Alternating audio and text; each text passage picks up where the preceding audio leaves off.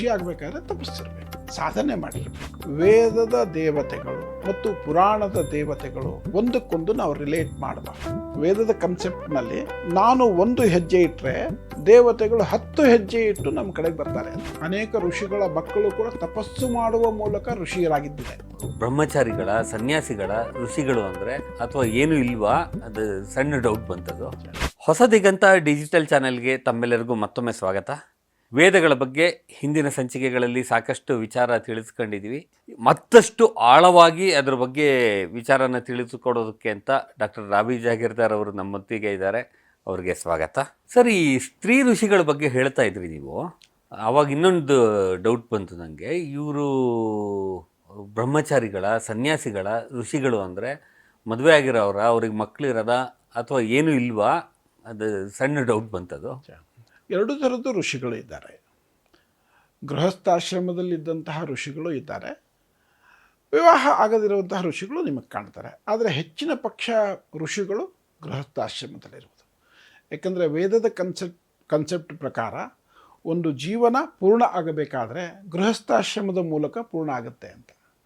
So ಹಾಗಾಗಿ ಋಷಿಗಳು ವಿವಾಹಿತರು ಇದ್ದರು, ಅವಿವಾಹಿತರು ಇದ್ದರು.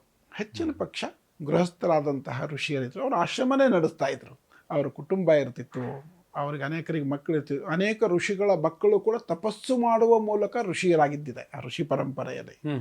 ಸೊ ಹಾಗಾಗಿ ಋಷಿಗಳು ವಿವಾಹಿತರೇ ಹೆಚ್ಚು ಜನ ನಮಗೆ ಸಿಗ್ತಾರೆ. ಯಾರು ಸರ್ ಆ ಥರ ಅಂದರೆ? ತುಂಬ, ನೀವು 400 ಜನರಲ್ಲಿ ಆಲ್ಮೋಸ್ಟ್ ನಿಮಗೆ ಒಂದು 350, 60, 70 ಜನ ವಿವಾಹಿತರೇ ಸಿಕ್ಕಿತು. ಅವರ ಮಕ್ಕಳು? ಹೌದೌದು, ಅನೇಕ ಋಷಿಗಳ ಮಕ್ಕಳು ಋಷಿಯಾಗಿದ್ದು ಉದಾಹರಣೆಗಳು ನಮಗೆ ವೇದದಲ್ಲಿ ಸಿಗುತ್ತೆ. ಈಗ ಮಧುಚ್ಛಂದ ಋಷಿ ಅಂತ ಸಿಗ್ತಾರೆ. ಅವ್ರದ್ದೊಂದು ಲಿನಿಯೇಜೇ ಇದೆ. ಅವ್ರ ಮಕ್ಕಳು, ಮೊಮ್ಮಕ್ಕಳು ಅವರೆಲ್ಲ ಋಷಿ ಆಗಿತ್ತಿದೆ. ಆದರೆ ಅದೆಲ್ಲವೂ ಕೂಡ ತಪಸ್ಸಿನ ಮೂಲಕ ಆಗಬೇಕಿತ್ತು. ಸೊ ನಾನೀಗ ಋಷಿ ಮಗ ಆಗಿದ್ದರಿಂದ ನಾನು ಋಷಿ ಅಲ್ಲ. ಋಷಿ ಆಗಬೇಕಾದ್ರೆ ತಪಸ್ಸಿರಬೇಕು, ಸಾಧನೆ ಮಾಡಿರಬೇಕು. ಬಟ್ ಅದು ಲೀನಿಯೇಜು ಈ ಸೈಂಟಿಸ್ಟ್ಗಳ ಮಕ್ಕಳು ಸೈಂಟಿಸ್ಟ್ ಆದ ಹಾಗೆ. ಎಕ್ಸಾಕ್ಟ್ಲಿ. ಅವನು ಸೈನ್ಸ್ ರಿಸರ್ಚ್ ಮಾಡೋ ಮೂಲಕ ಅವನು ಸೈಂಟಿಸ್ಟ್ ಆಗಬೇಕೇ ಹೊರತು ಅವರ ತಂದೆನೋ ಅಥವಾ ಅವ್ರ ತಾತನೋ ಯಾರೋ ಸೈಂಟಿಸ್ಟ್ ಇದ್ದರು ಅಂದ ಮಾಟಿಗೆ ಇವರು ಸೈಂಟಿಸ್ಟ್ ಅಂತ ಹೇಳಿಕ್ಕೆ ನಾವು ಹೆಂಗೆ ಹೇಳಲ್ವ ಈಗ. ಅದೇ ರೀತಿ ವೇದದ ಕಾಲದಲ್ಲಿ ಇತ್ತು. ಸರ್, ಈ ದೇವತೆಗಳ ಬಗ್ಗೆ ಒಂದಿಷ್ಟು ಪ್ರಶ್ನೆಗಳಿದೆ ಸರ್.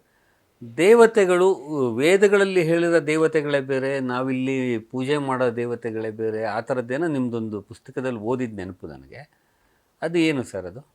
ನೀವು ಒಂದೊಂದೇ ಕ್ರಮವಾಗಿ ಪ್ರಶ್ನೆ ಕೇಳ್ತಾ ಇದ್ದೀರಿ. ಮೊದಲು ಮಂತ್ರ ಅಂದರೆ ಕೇಳಿದ್ರಿ, ಋಷಿ ಅಂದರೆ ಕೇಳಿದ್ರಿ, ಈಗ ದೇವತೆ ಅಂದರೆ ಏನು ಅಂತ ಕೇಳ್ತೀರಿ. ಆ ಒಂದು ಪಾಯಿಂಟ್ ನಾವು ಪ್ರಾರಂಭಕ್ಕೆ ಕ್ಲಿಯರ್ ಮಾಡ್ಕೋಬೇಕೇನಂತಂದರೆ, ವೇದದ ದೇವತೆಗಳು ಮತ್ತು ಪುರಾಣದ ದೇವತೆಗಳು ಒಂದಕ್ಕೊಂದು ನಾವು ರಿಲೇಟ್ ಮಾಡಬಾರ್ದು. ಒಂದಕ್ಕೊಂದು ನಾವು ರಿಲೇಟ್ ಮಾಡಿದರೆ ತಪ್ಪು ದಾರಿಗೆ ಹೋಗ್ತೀವಿ.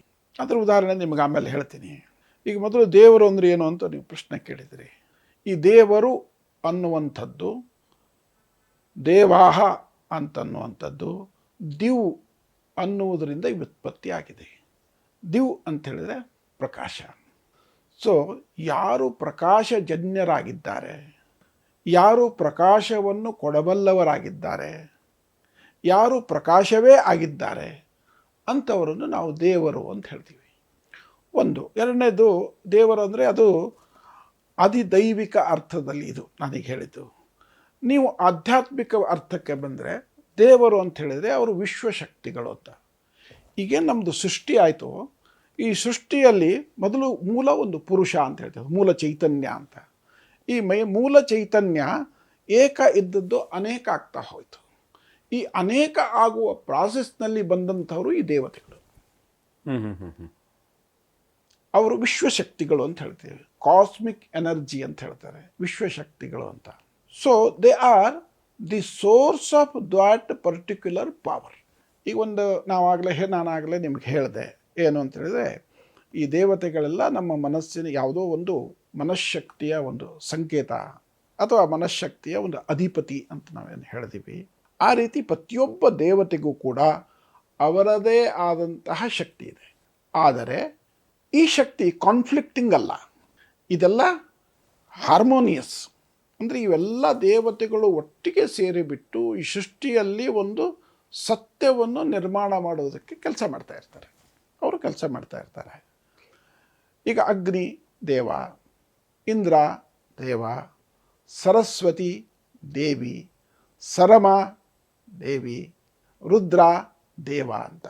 ಸೊ ಶ್ರೀ ಅರವಿಂದರು ತಮ್ಮ ತಪಸ್ಸಿನಲ್ಲಿ ಈ ಅನೇಕ ದೇವತೆಗಳು ಬಂದು ದರ್ಶನ ಕೊಟ್ಟು ತಾವು ಯಾವ ಶಕ್ತಿಯನ್ನು ಪ್ರತಿನಿಧಿಸ್ತೀವಿ ಅಂತ ಹೇಳಿದ್ದಾರೆ ಅಂತ ಅವರು ರೆಕಾರ್ಡ್ ಆಫ್ ಯೋಗ ಪುಸ್ತಕದಲ್ಲಿ ಡಾಕ್ಯುಮೆಂಟ್ ಮಾಡಿದ್ದಾರೆ. ಅದರ ಬೇಸಿಸ್ ಮೇಲೆ ವೇದದ ಅರ್ಥಗಳ ಮೇಲೆ ಅವರು ಪ್ರಕಾಶವನ್ನು ಬೀರಿದ್ದಾರೆ. ಈಗ ಅಗ್ನಿ ತೆಗೆದುಕೊಳ್ಳಿ. ಅಗ್ನಿ ಒಬ್ಬ ದೇವರು. ಅಗ್ನಿ ಮನುಷ್ಯನಲ್ಲಿ ಇರುವಂತಹ ದೈವಿ ಸಂಕಲ್ಪದ ಒಡೆಯನಾಗಿದ್ದಾನೆ ಅಂತ ಹೇಳ್ತಾರೆ. ಅಗ್ನಿಗೆ ಇದಲ್ಲದೆ ಅನೇಕ ಗುಣವಾಚಕಗಳಿದೆ.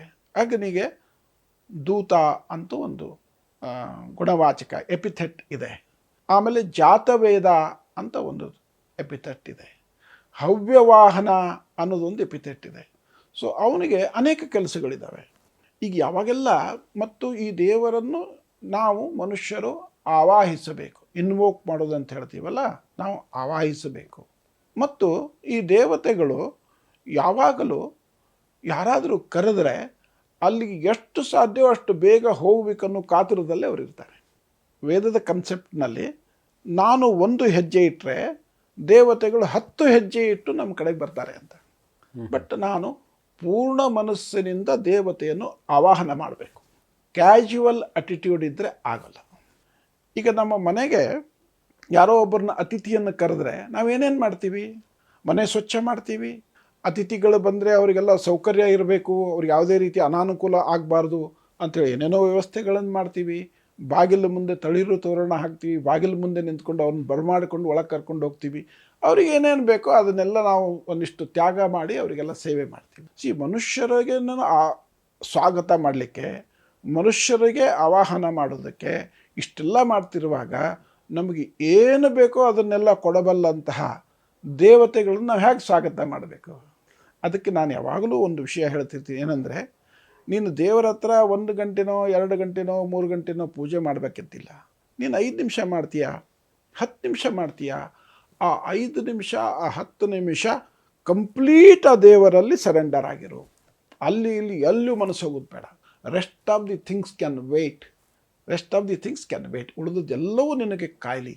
ದೇವರನ್ನು ನೀನು ಕರೆದಿ. ಮತ್ತು ದೇವರಲ್ಲಿ ನಮ್ದು ಹೇಗಿರುತ್ತೆ ಅಂತ ಹೇಳಿದರೆ ಷೋಡಶೋಪಚಾರ ಪೂಜೆ ಅಂತ ನಾವು ಹೇಳ್ತೀವಿ. ಷೋಡಶೋಪಚಾರದ ಪೂಜೆಯಲ್ಲಿ ಏನು ಮಾಡ್ತೀವಿ? ಮೊದಲು ದೇವರನ್ನು ಕರಿತೀವಿ. ಆ ನಂತರ ಅವರಿಗೆ ಏನೇನೋ ಸೇವೆ ಉಪಚಾರಗಳನ್ನು ಮಾಡ್ತೀವಿ. ಅವರಿಗೆ ಸ್ನಾನ ಮಾಡಿಸ್ತೀವಿ, ಅಭಿಷೇಕ ಮಾಡಿಸ್ತೀವಿ, ವಸ್ತ್ರ ತೊಡಿಸ್ತೀವಿ, ಹೂವು ಗಂಧ ಇವೆಲ್ಲವೂ ಮಾಡ್ತೀವಿ. ಅವರನ್ನು ಕರೆದಾಗ ಇದೆಲ್ಲವನ್ನು ಶ್ರದ್ಧೆಯಿಂದ ಮಾಡಬೇಕು, ಭಕ್ತಿಯಿಂದ ಮಾಡಬೇಕು. ಆಗ ಆ ದೇವರು ಒಲಿದು ಏನು ಮಾಡ್ತಾರೆ? ನಮ್ಮಲ್ಲಿರುವಂತಹ ಈ ವೀಕ್ ಆಗಿರುವಂತಹ ಸಂಕಲ್ಪ ಶಕ್ತಿಯನ್ನು ಜಾಗೃತಗೊಳಿಸ್ತಾರೆ. ನಮ್ಮ ಅನೇಕ ಮನುಷ್ಯರಲ್ಲಿ ಸಂಕಲ್ಪ ಶಕ್ತಿ ಅಂತ ಅನ್ನೋದು ವೀಕ್ ಇರುತ್ತೆ. ನೀವು ನೋಡಿರ್ಬೋದು. ಏನಂತಂದರೆ, ಯಾರೋ ಒಬ್ಬರು ಒಂದು ದಿವಸ ಡಿಸಿಷನ್ ಮಾಡ್ತಾರೆ, ನಾನು ನಾಳೆಯಿಂದ ಯೋಗ ಕಲಿಬೇಕು ಅಂತ. 15 ದಿವಸ ಹೋಗ್ತಾರೆ. ಏನೋ ಕಾರಣ ಸಿಗ್ತದೆ, ಎಲ್ಲೋ ಅವರಿಗೆ ಊರಿನಿಂದ ಟ್ರಾನ್ಸ್ಫರ್ ಆಯ್ತಂತಲೋ, ಅಥವಾ ಅವ್ರ ಕೆಲಸದ ಅವಧಿ ಚೇಂಜ್ ಆಯ್ತಂತಲೋ, ಅಥವಾ ಏನೋ ಮತ್ತೇನೋ ಮನಸ್ಸಿಗೆ ಬೇಸರ ಆಲಸ್ಯ ಆಯ್ತು, ತಪ್ಪಿಸ್ತಾರೆ. This indicates lack of will power or lesser will power. ಆದರೆ ನೀವು ಏನಾದರೂ ಒಂದು ಸಾಧನೆ ಮಾಡಬೇಕಾದ್ರೆ ಜೀವನದಲ್ಲಿ ನೀವು ಅದನ್ನು ಸತತವಾಗಿ ನಿರಂತರವಾಗಿ ಮಾಡಬೇಕು. ಸತತವಾಗಿ ನಿರಂತರವಾಗಿ ಮಾಡದಿದ್ದರೆ ಒಂದು ಯಾವುದೋ ದೊಡ್ಡ ಅಚೀವ್ಮೆಂಟ್ ಮಾಡಲಿಕ್ಕೆ ನಿಮಗೆ ಆಗಲ್ಲ.